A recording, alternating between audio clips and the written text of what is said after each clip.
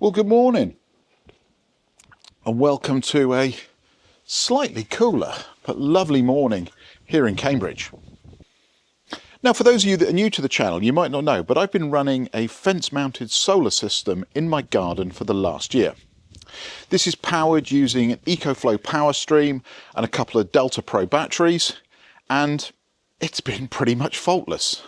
It just runs every single day of the week. We gather some energy, we store it in the batteries, we feed it into the house. So one of the challenges with a balcony mounted, or in my case fence mounted solar system, is that it requires some technical abilities to be able to get it set up. Now once it's set up, it works just fine. But if you really don't know where to start, having to buy the inverter, the batteries, the cables that connect it all can be a bit challenging or maybe a little bit daunting for people. So when EcoFlow got in touch and said, hey, we've got a brand new system called the Stream System, would you like to try it out? I jumped at the chance. Now, over the last couple of weeks, I've been installing even more panels on my fences. So now we have 6 450 watt panels instead of 4 200 watt panels. Now, you might have noticed I'm wearing the Colin Firth shirt. So that means today is all about building, making, and getting the system set up. So if that sounds like something you're interested in, let's dive into it.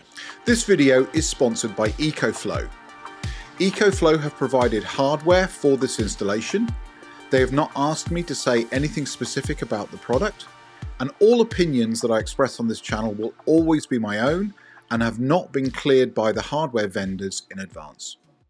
Okay, let's come inside to my man cave, as my wife likes to call it. So I'm not sure I've shown you guys around this space before, but this is generally my office, my workshop, where I get things done. Around the corner there is where I do my usual YouTube videos when I'm sat at the desk. But this gives me some space to actually work on things. And here is the new stream system that EcoFlow sent across. Now what you can see here is EcoFlow have sent across the Stream Ultra and the Stream AC Pro. Now, the difference between the two, because they look very similar on the box, is that this device has the inverter built in, so you can plug your solar panels directly into this device. This device is an extension battery, so it adds another 1.9 kilowatt hours to the storage of this system. Now, here's the clever bit with this system. You can connect these two together and just treat them as one device, but you can also separate them and still treat them as one system, but you can put the battery into different parts of your house. And later on, I'll come on to reasons why you might want to do that. Okay, so we're all unboxed. Here we have the Stream AC Pro, and here we have the Stream Ultra. So let me make a bit of space on the worktop here. Let's spin the device around, and we can see exactly what makes this device different. So the Stream Ultra itself contains the inverter, the battery, and everything you need to build a balcony, or in my case, a fence-mounted solar system, all in one unit. Now the main difference between the Max, the Pro, and the Ultra is how many MPPTs the device has. So in this case, you can see here, we've got 4 pairs to plug our solar panels directly into the device itself. Apologies if you can hear the aircraft going over the top. We've just been overflown by a bunch of V-22 Ospreys out of the US Air Force Station at Mildenhall. They do like to fly rather low over the top of our houses. But as I said, we've got 4 MPPT, so a maximum of 2,000 watts of solar input here. So perfect for my setup here, because I'm going to keep the original system, the power stream system, in place with 2 of the panels. Then I'm going to connect 4 of the panels to each of these inputs on the Stream Ultra. Now, the other things on the back here, obviously we've got a nice large heat sink, so you want to make sure that you've got airflow around this. Mine are going to sit underneath this bench. There's plenty of airflow down there. We've got some controls on the top here, so we've got our master AC on and off. Behind these toggles are UK power plugs. Obviously, if you're not in the UK, wherever you order this from, you will get region-specific plugs there. And then we've got 2 ports, one on either side. One is to connect to the grid, and one is to connect to a second battery using a parallel cable. Now, I should say the parallel cable does not come with the device. So if you're ordering a Stream Ultra and an AC Pro battery, you will need to make sure you order the parallel cables separately. So the battery chemistry inside these is LFP, that's lithium iron phosphate. They're good for 6,000 cycles. And that means, if you're cycling them every single day of the year, you've probably got 10 to 12 years before you start to see any degradation in those batteries. So really nice unit, really simply set up. I say everything on the back there. If I spin the device around, these are quite heavy. You'll see just a nice plain front. There is a nice meter, which I'll show you later, that shows the state of charge of the battery that sort of fills up. A couple of buttons on the front, but we'll get into that when we come to configure the devices themselves. Now, before we go any further, let's talk about how you connect these to the grid. So in the UK, you will need to make sure that you've gone through your DNO. You've either got a G98 or a G99 approval on site. If you're connecting this to the grid, it does require that. But there are modes where you can run this in off-grid mode completely. You do not need to connect it to the grid. It will work completely off-grid, and you can take the power directly from the batteries to power your appliances. But if you are going to connect it to the grid in the UK, there's a couple of pieces of work that you need to do in advance. Now, when you take the device out of the box, you're going to find a power cable that looks something like this, with basically the plug removed. And that's because here in the UK, our electrical regulation is a little bit antiquated. We do not allow balcony solar systems to be connected to the mains using a mains plug. You must wire them, or you must have them wired by a qualified electrician into a fused spur. And that's exactly what I've done underneath the bench here. So let's take a look, and I'll quickly show you how it's plugged in, and I'll show you how we're going to connect these devices up. Okay, so if we look down under the bench, what you'll see here is, if I move the plug socket out of the way, we have a fused spur that is connected into my consumer unit over there in the corner. And you'll see that this is not just a standard 13 amp plug on the end of it. This is the cable that you'll need to connect to the grid. So this goes into there, into the consumer unit over in the corner, and then runs around into the main consumer unit in the house. Before we do any of this, we've got a whole load of work to do, because I've got to get all of the cables from the solar panels around the outside of my man cave. They need to come through the wall here to be able to plug in to the Stream Ultra. So we're going to put these away for the moment, and we're going to crack on with getting some cables run and getting everything in place ready to connect up. And then we'll come back and commission this at the end of the video. So for those of you that saw my videos of the previous version 1 system, you'll know I like the cables to run along the fence. I don't want to hide them away too much, because if I need to change anything later, I want them to be easily accessible. But I want them to be neat and run in straight lines. So I've designed my own fence clips. They are simple PETG plastic, so they're great to be put outdoors. There's no problems with UV light breaking down the plastic. They won't melt in the sunshine or anything like that. But I need quite a lot of them, probably about 50. Now, I know there's going to be a few people in the comments saying, why waste your time printing your own? Just go buy some cheap clips from Screwfix. But these turn out to be relatively cheap. I mean, a roll of PETG to go in the top of my printer here is about £25. I can probably print 500 of these for that. So they're not expensive, and these fit exactly on my fence. So these are very specific to my implementation. It's a really simple little clip here. As you can see, there's a slot, so this goes over the fence. There's a screw hole in the top. This clips on, and then once it's clipped on the fence, I can actually run the cable into it, and then there's a little blanking plate that slides in. Let me show you the design. You can see here in Fusion, you can see how I've built them, how it's all set up. Then I export that out to the printer, and I print them off, usually about 6 at a time, just to cut down on the print time. I found by printing them in batches of 6, it's about the optimal print time. I could get more on the build plate, but the print would take longer, and then if something goes wrong, I've got to sort it all out. So 6 at a time seems to work for me. The printer's going to be running for the next few days, churning out lots and lots of these, but we'll get them all onto the fence now, and then we'll get the cables run.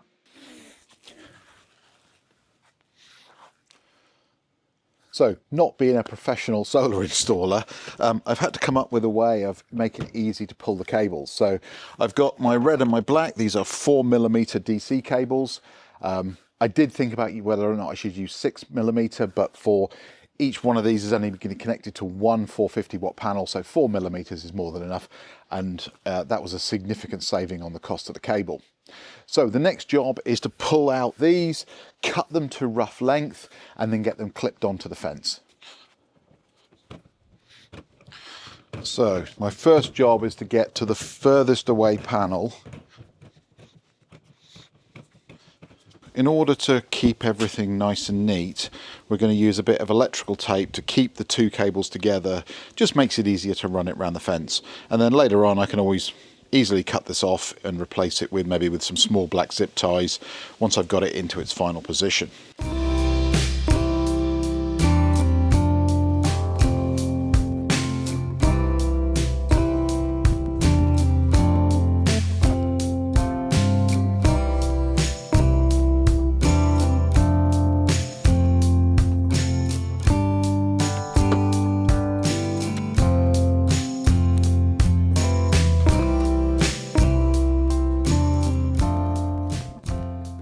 Okay, so there's cable number 1 roughed in. As you can see, I already have the clips in place for cable number 2 on this side of the garden. Then we've got 2 more to do on the other side of the garden. I'm not going to make you sit through all of these, so I'll be back with you as soon as I've finished with all the cable runs. Then we'll get on to the next bit, which is punching a hole through the side of my man cave and running the cables inside. 2 days later. Well, good morning. And welcome back to another beautiful morning here in Cambridge. Now, we started out a couple of days ago getting all the cabling run for the new EcoFlow system. Unfortunately, yesterday, rain stopped play. But let me show you what I got done, and let me tell you about what we're going to do today. So the day before yesterday, I got all of the cables installed. As you can see down here, I've left them all just hanging loose at the moment because I want to power the panels up individually. I still have some tidying up to do. The cables are all very rough, but they all kind of run down the fence. And if we go into the back corner there, you can see in my solar panel storage area. So as you can see, they run off down the back of the building there, then they come round and come into the building at the other side. And then if we head inside, you can see this is where they come in. Now I've brought each individual panel in on its own string, and that's because the EcoFlow has enough MPPTs to be able to handle one 450 watt panel per string. Now you might look at that and think those cables are a little bit short, but I've done that for a reason, and that's because in the box with the Ultra Pro you get 8 of these drop cables. Now this allows you to connect these directly to the back of the unit, and it means that if you need to plug and unplug, you do it at the end of the cable, which can easily be replaced, rather than potentially damage the MC4 connector that's here. So that should mean these have a long life, because once they're plugged in, I don't see any reason why you'd ever unplug that extension cable. So now the next job is to get this connected up to the cables, run the power into this device, and then we'll bring the whole device up, and then we'll start connecting solar panels to it. Now we're going to connect the panels one at a time, and the only reason we're doing that is because this idiot here forgot to label which cable was which panel. So we'll plug them in, we'll find out which one's which, and then I'll label them after the fact. So with that, let's get on with it. So I think to save my back, I'm going to connect all of these possibly about 2 meter MC4 extension cables up here on the bench, and then we'll move the whole system down and we'll connect it up to the cables that are coming out of the wall. So with that, we just need to pull these stoppers out. Maybe keep these for later just in case you need to plug them back in. But you'll see there we just have standard MC4 connectors. So in this case, we will take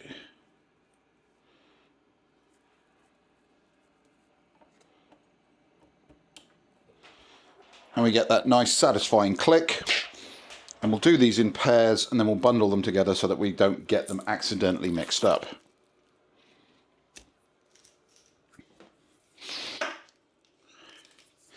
Now one thing that is important when you're doing this is do not get your cables crossed over.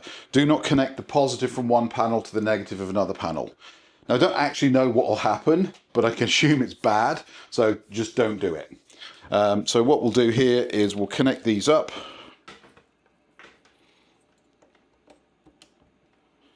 And then we'll take the little Velcro ties that came with it, and we'll join these two cables together.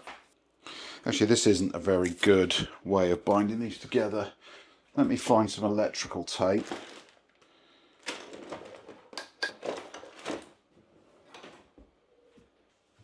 Aha, electrical tape.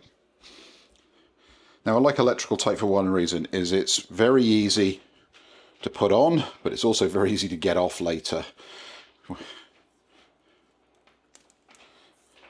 So we'll just go down the cable, just secure these together temporarily so we don't get them muddled up later. Now, these are quite long cables.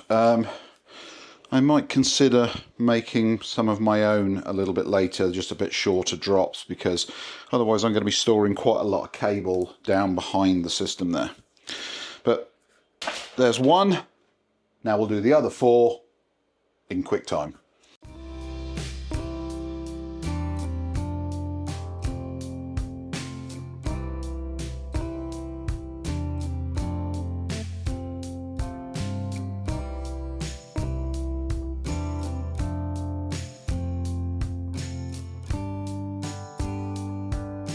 Okay, so there's all of our 4 MPPTs all set up with the drop cables. Now I've got to manipulate this octopus and get it underneath there, get these cables connected up, and then we'll be ready to start powering the units up.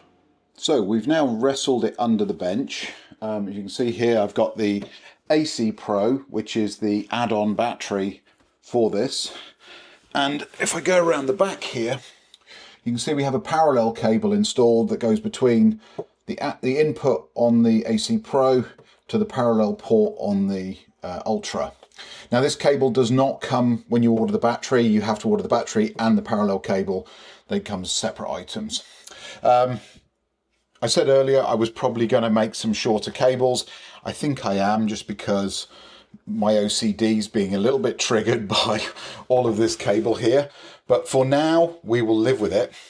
Now, the last part of connecting it up, as I said, is in the UK, we can't just plug it into a standard 13 amp power socket. As I say, there is no reason why I ran my my older EcoFlow system plugged into a power socket for about 2 years with no issues. There's no electrocution risk when you pull the plug out because it immediately cuts off, so you can't touch the pins and get an electric shock. But UK regulations specifies that if you're going to connect these things up, it has to be through a fuse spur. So that is exactly what we have here. And it is a really nice plug. You can see there's a kind of a twist lock on it, so you can't accidentally pull it out once it's connected. But you just twist it into place, press, you'll find it seats, and then you'll notice that this piece locks down, and that's everything connected. So now all we've got to do is turn the system on, which we do with this power button on the front. Press and hold.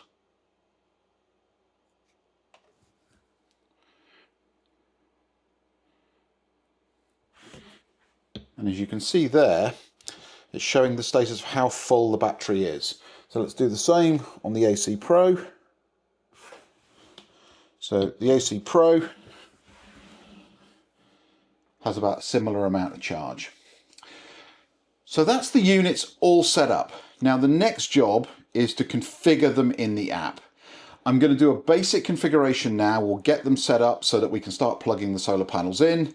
But then in a future video, I'll go through all of the configuration, the different ways of operating them, how do you import and export with cheap rate electricity. All of that will come in another video. Okay, so all we're going to do now is open the EcoFlow app. We're going to go to our system. You can see it's already found the device. It's found the AC Pro, so let's just add that. Take a few seconds. Yep, we want to set it up. We don't want to do WPS. We want traditional Wi-Fi. Yep, it's found my home system because it obviously knows with all of my other EcoFlow devices. So we will set that up. That's just my router telling me, my router, sorry, I've been hanging around with Americans too long. My router is telling me that the system is set up, and now we're binding it to the phone and we are done. So where do we want to put this one? Well, I want this one in a space that I call my office, just so I can segment my systems. Done. Space data overview. Yep, this is just a nice walkthrough if you've never used the EcoFlow app before. And it's telling me as well that I need to do a firmware update, so we will go ahead and do that. We're going from 1.0.0.0 to 1.0.0.231. Now this should just take a few seconds. A few moments later. Okay, that's the update complete. We're just rebooting. Now I'm sure we'll have to do the same thing again now for the AC Pro. So we're now adding the AC Pro. Same thing as before, traditional Wi-Fi.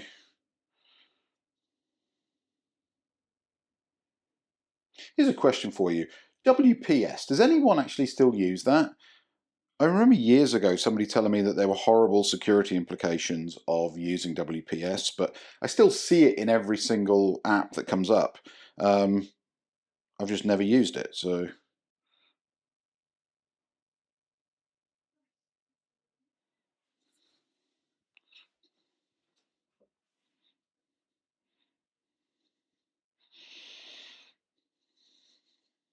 More moments later. There we go. So now, the last thing to do today is to go around and connect all of the solar panels one at a time, make a note of which panel shows up on which port on the back of the Stream Ultra, and start generating some power.